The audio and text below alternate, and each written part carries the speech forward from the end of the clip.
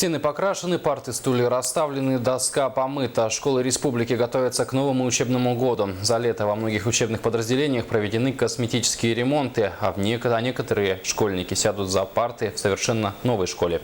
О ходе подготовки к 1 сентября расскажет Розалия Борисова. 79% школ республики готовы распахнуть свои двери в День знаний. Акт приемки образовательных учреждений идет строго по плану. К 1 сентября 100% все школы должны быть готовы к началу нового учебного года. Но в рамках подготовки, безусловно, был проведен текущий капитальный ремонт. По состоянию образовательных объектов у нас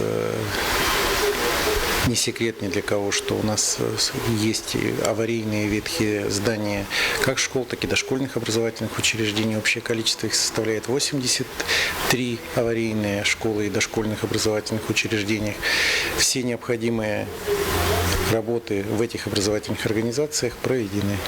В этом списке школа номер 25 города Якутска. Еще в прошлом году здание 60-х годов постройки было признано аварийной. Директор признается, сейчас школа не отвечает требованиям безопасности. Но учебный год дети встретят в старом здании. И лишь к ноябрю уроки начнутся в новой школе. Бывший офис должны переделать под школу. Но пока она мало чем напоминает учебное заведение. Почти готов лишь один этаж. Здесь снесены стены, расширены кабинеты. Сроки определены.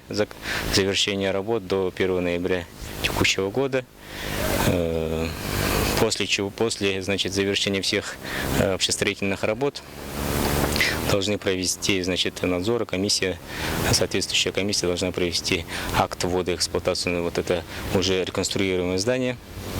И после этих процедур мы должны переехать уже более отвечающее современным требованиям реконструированное здание. Мы будем обучаться, как и сейчас, в 2 смены. В одну смену чисто технически не получается, нехватка помещений существующие. Переезжаемое здание тоже, квадратура не позволяет в одну смену. Всего по республике ежегодно не меньше 10 школ должны встречать первоклашек. С 1 сентября звонок прозвенит лишь в 2 новых школах – Республиканском лицее и Кобяйском районе. Остальные начнут работу в течение учебного года. Розалия Борисова, Дмитрий Сергачев, НВК Саха, Якутск.